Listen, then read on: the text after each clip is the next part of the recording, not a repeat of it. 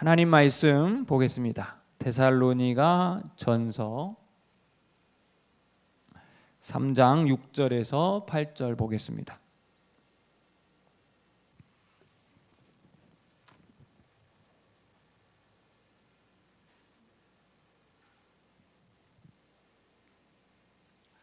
데살로니가 전서 3장 6절에서 8절 말씀 함께 읽겠습니다.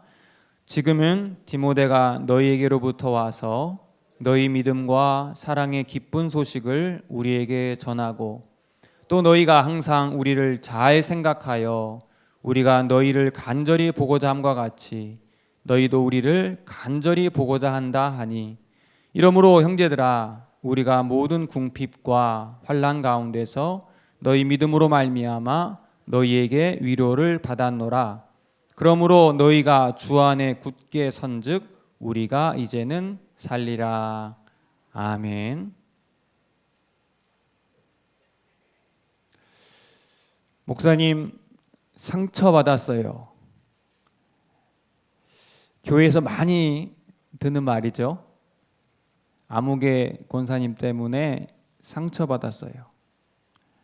근데 이 말은 사회에서도 많이 하는 것 같아요. 요즘에 마음의 상처를 받다. 인간관계를 할 때 우리는 상처를 받지요.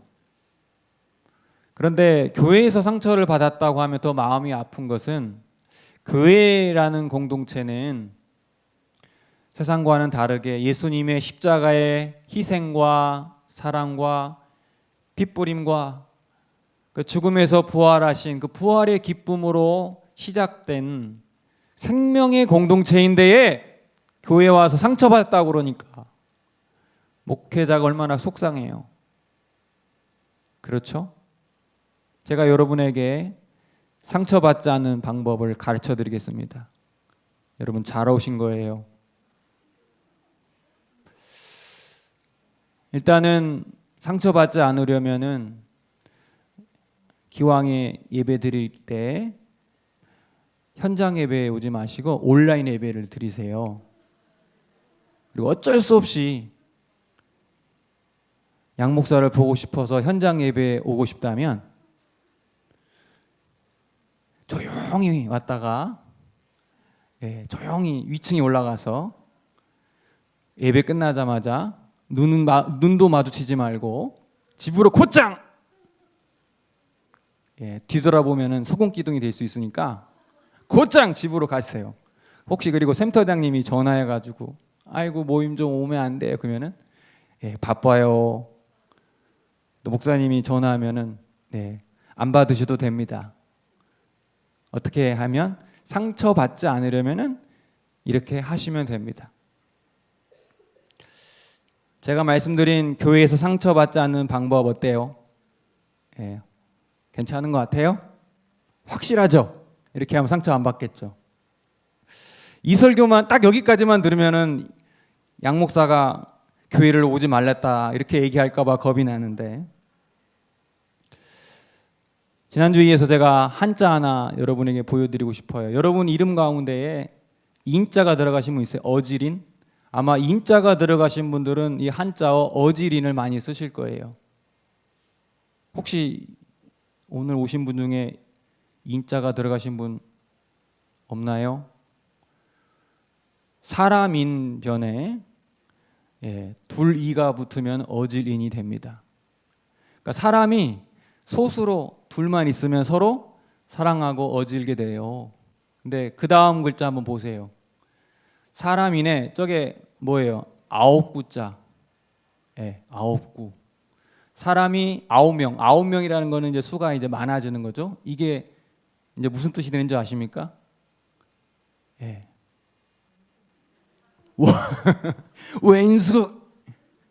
원수구가 됩니다. 참 기가 막힌 것 같아요. 우리가 한 사람 한 사람들을 보면은 다 좋아.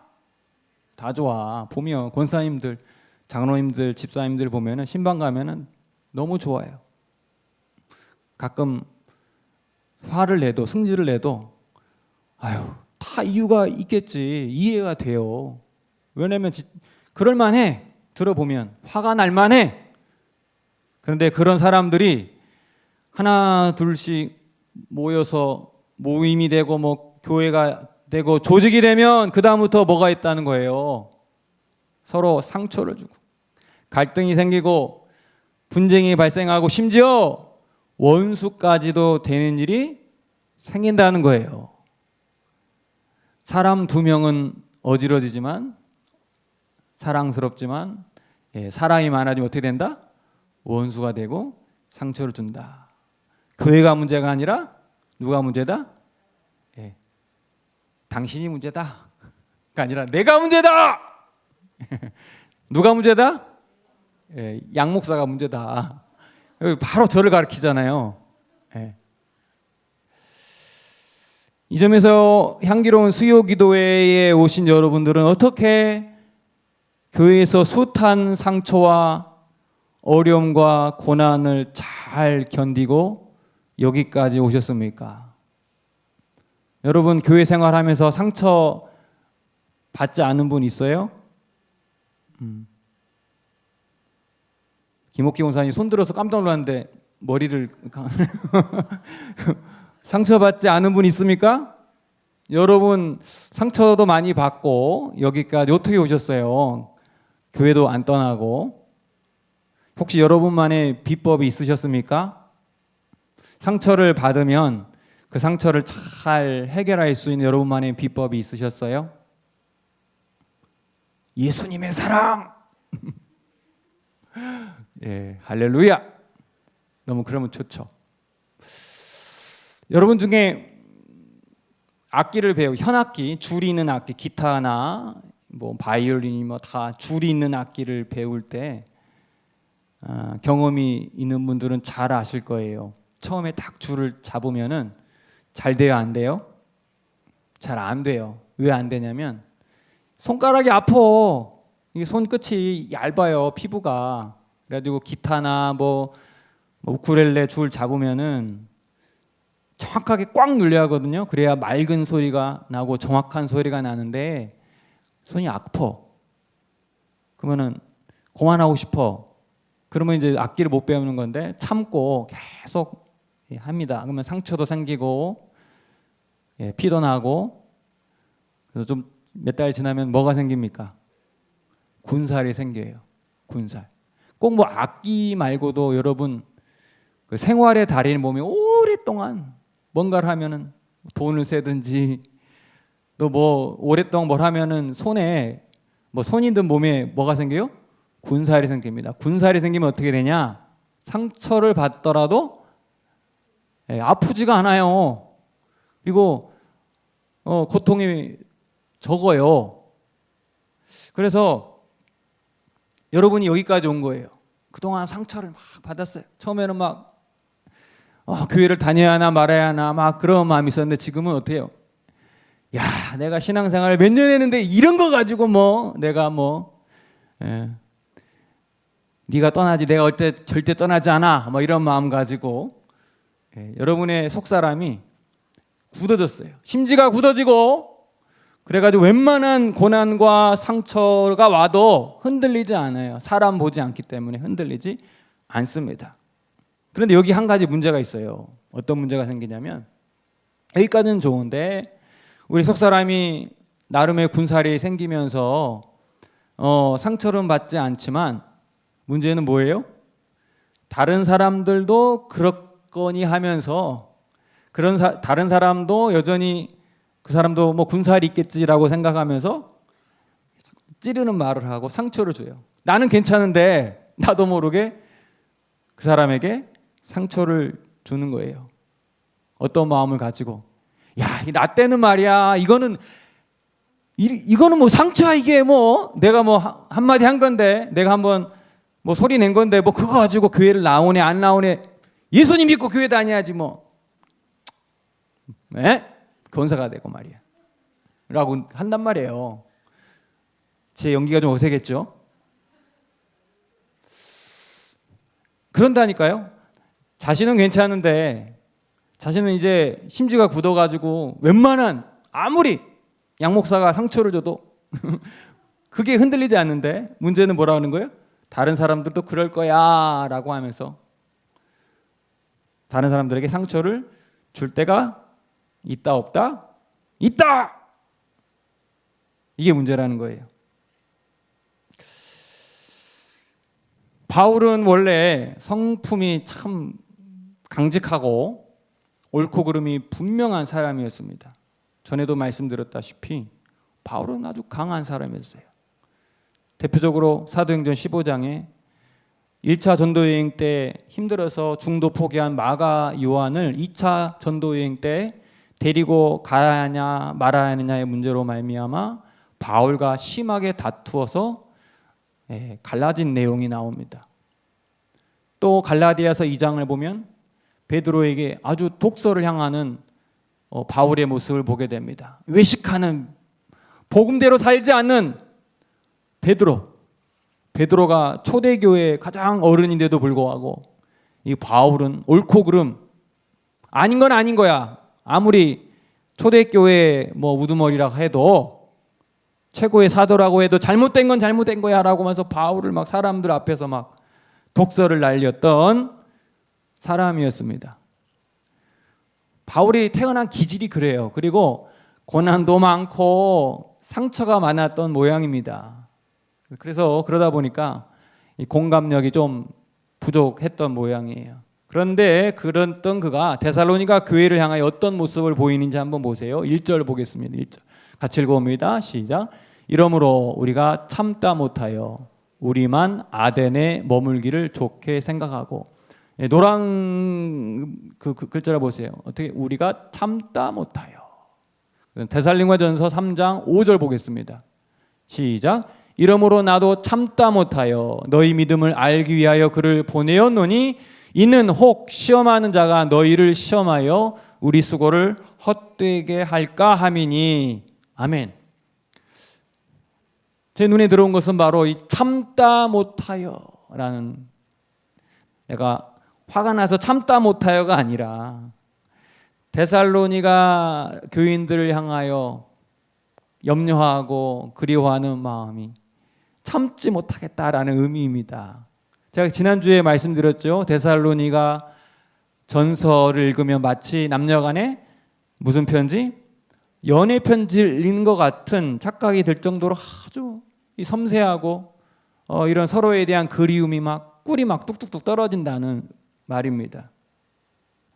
계속해서 9절 10절을 보겠습니다. 9절 10절 같이 읽어봅니다. 우리가 우리 하나님 앞에서 너희로 말미암아 모든 기쁨으로 기뻐하니 너희를 위하여 능히 어떠한 감사로 하나님께 보답할까.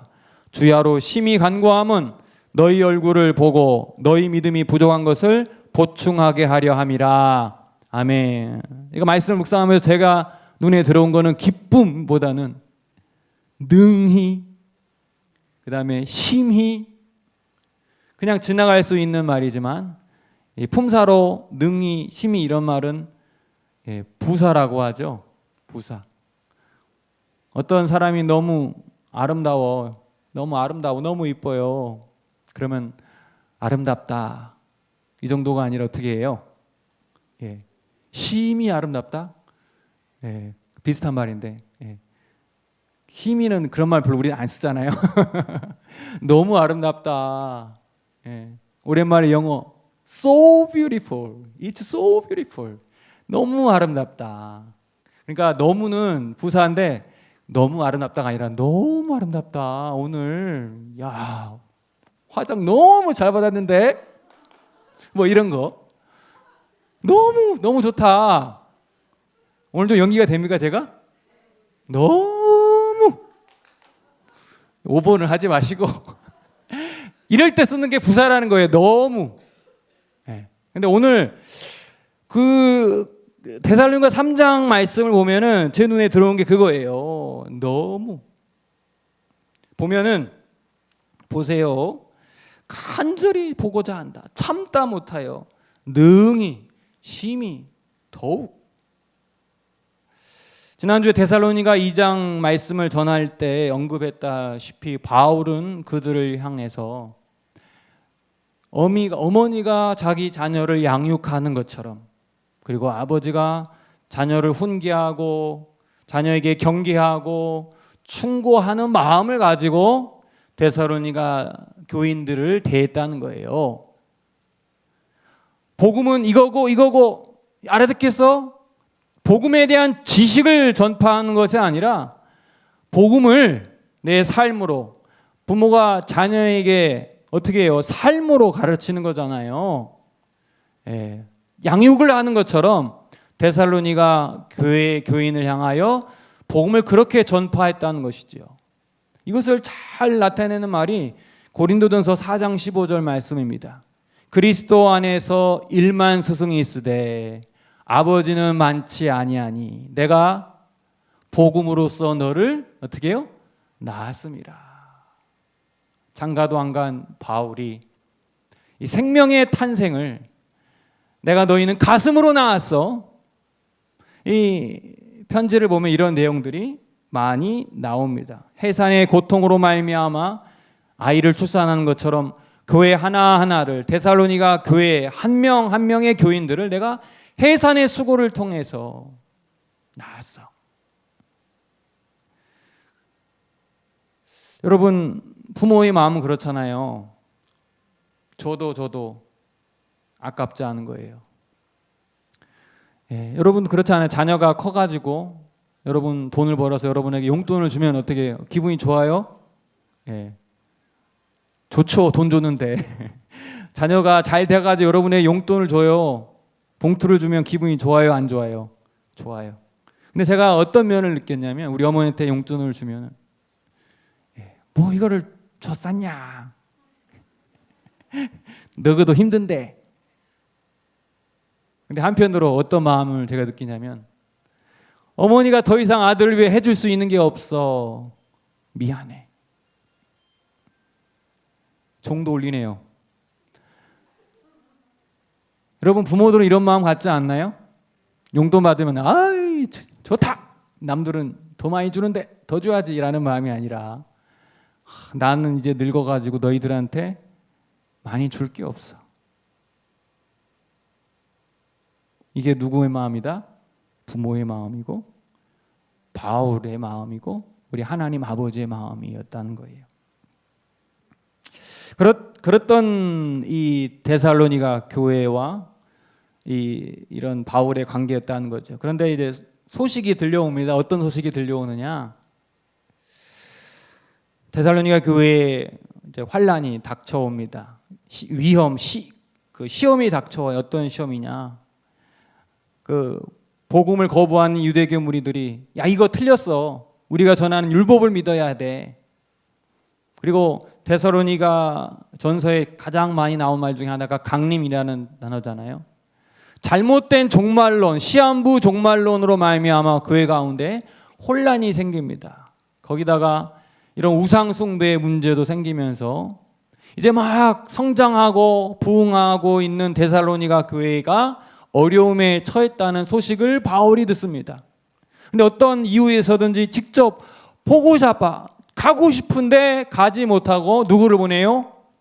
디모데를 보냅니다. 디모데를 보내요. 그리고 디모데가 소식을 가지고 옵니다. 어떤 소식을 가지고 오나? 6절 말씀 보세요. 6절. 우리 같이 읽어봅니다. 6절 시작. 지금은 디모데가 너희에게로부터 와서 너희 믿음과 사랑의 기쁜 소식을 우리에게 전하고 또 너희가 항상 우리를 잘 생각하여 우리가 너희를 간절히 보고자 함과 같이 너희도 우리를 간절히 보고자 한다니. 할렐루야. 여러분 읽을 때 좀 간절히 이렇게 읽어야죠. 간절히 보고자 함과 같이. 이렇게 하면 성경이 임팩트 있게 안 나타나는 거예요. 근데 간절히 보고자 이게 몇 번 나와요? 2번 나오잖아요. 디모데가 가져온 소식이 굿뉴스예요, 배드뉴스예요? 굿뉴스.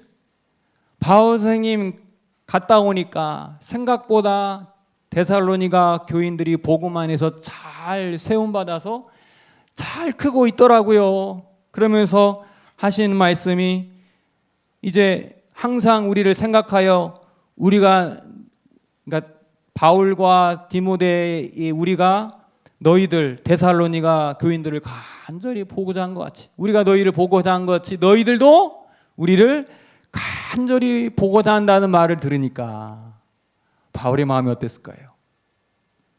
여러분, 나만 사랑하면은 그건 사랑이 아니라고 그랬잖아요. 그거는 나 왜 사랑, 나만 좋아하는 거예요. 근데 그 사람이 그 사람도 나를 사랑하는 거, 내가 간절히 보고 싶은데 그분도 나를 간절히 보고 싶은 것, 이것만큼 행복한 게 있을까요? 여러분, 보고 싶은 사람 있어요?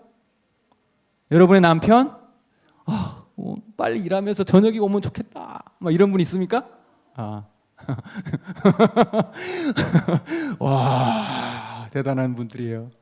하나님께서 은혜 주시지 않으면 이 주말 부부들이 부부 금슬이 좋다고 하잖아요. 너무 자주 보는 것보다 일주일에 한 번, 한 달에 한 번은 더 좋고. 그거 말고 보고 싶은 사람, 엄마. 또 보고 싶은 사람 있습니까? 보고 싶은 사람이 있는 사람은 참 행복한 분들이에요. 왜냐하면은 아직 성취될 기쁨이 있기 때문이에요. 설날에 엄마 보러 가야지. 설날에 오랜만에 자녀들 봐야지. 이런 보고 싶은 마음. 그런 분은 행복한 사람이에요. 그분이 물론 우리를 보고 싶어 해야죠. 그분도 우리를 보고 싶어 해야 행복한 거예요. 현대인들이 놓쳐버린 인생의 기쁨 중에 하나가 그런 기다림이 아닐까 생각을 해봅니다. 기다림의 미학, 기다림의 기쁨.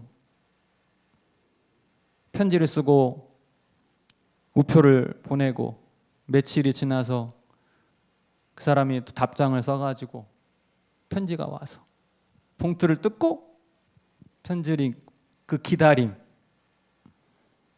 요즘엔 그 기다림을 우리가 많이 상실한 것 같아요.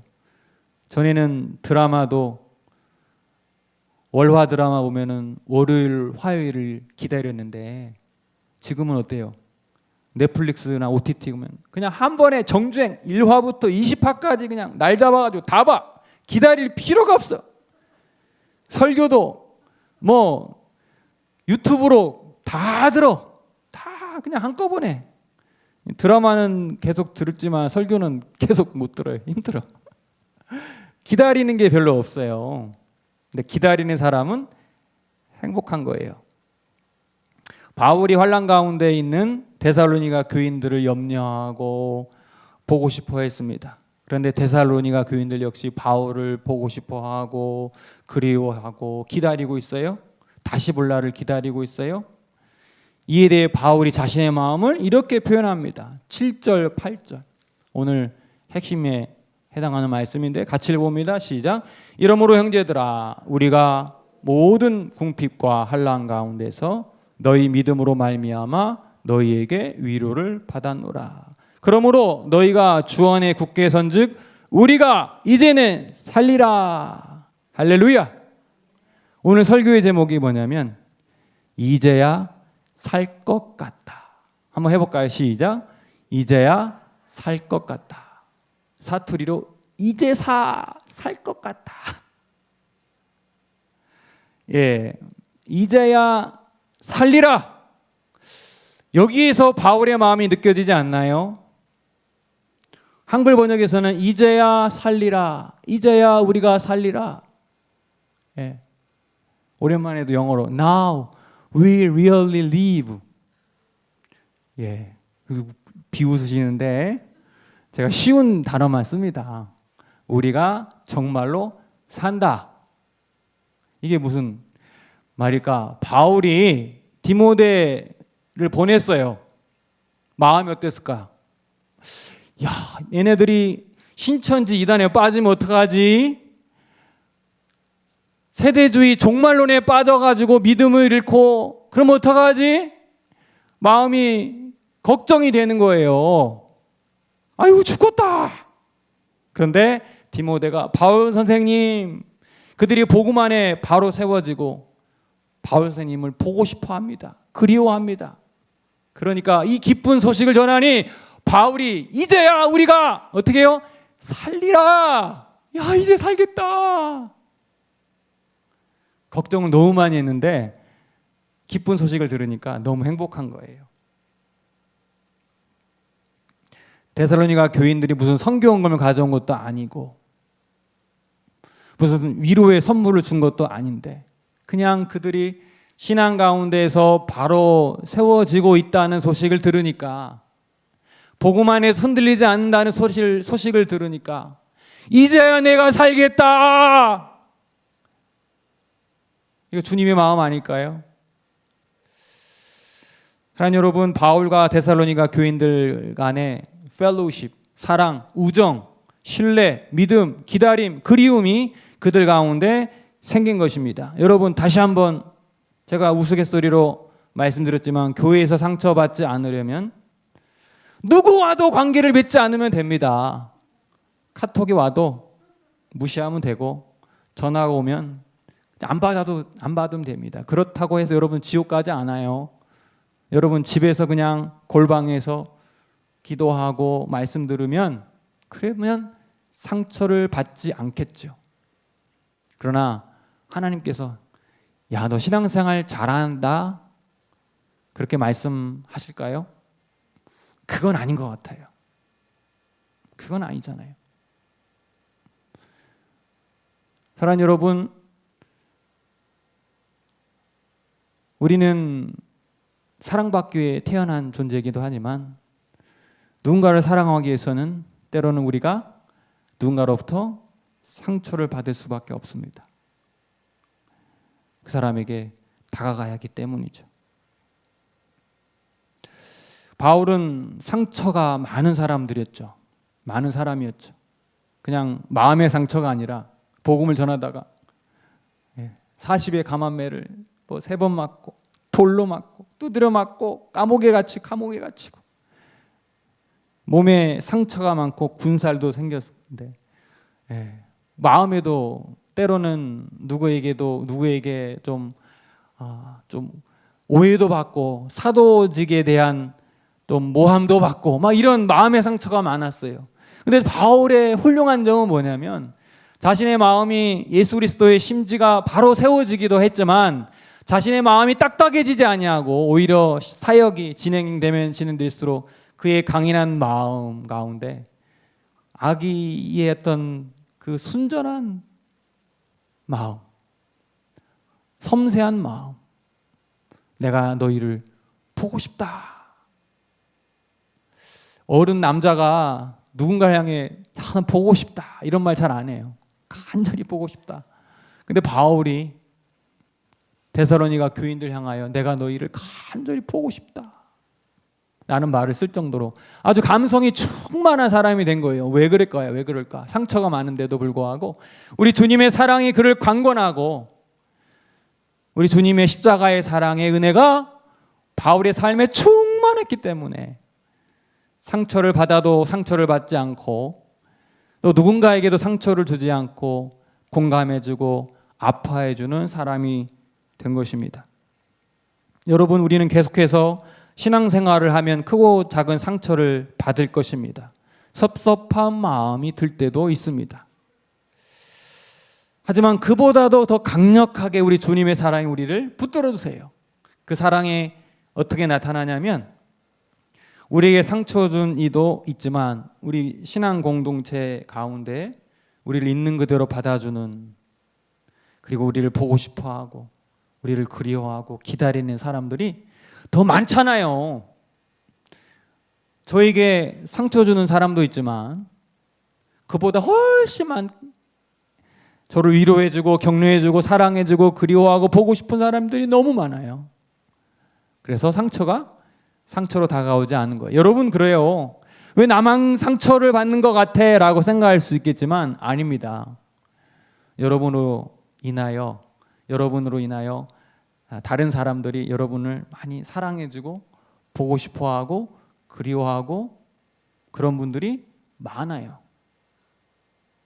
여러분, 그거 느끼십니까?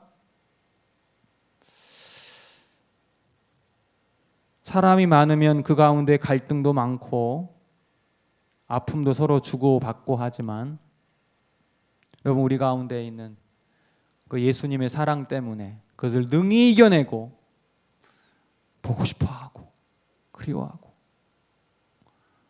다음 주에는 양 목사님이 또 무슨 말씀을 전할까 보고 싶고 그리워하고 기다리고 그러면 여러분 인생 행복하게 사는 거예요. 아무개 권사님 보고 싶고 그리워하고 만나면 손을 잡고 안아주고 싶은 사람이 있다면 여러분은 인생을 잘 살고 있는 거예요. 할렐루야. 우리 함께 찬양하고 기도하는 시간 갖겠습니다.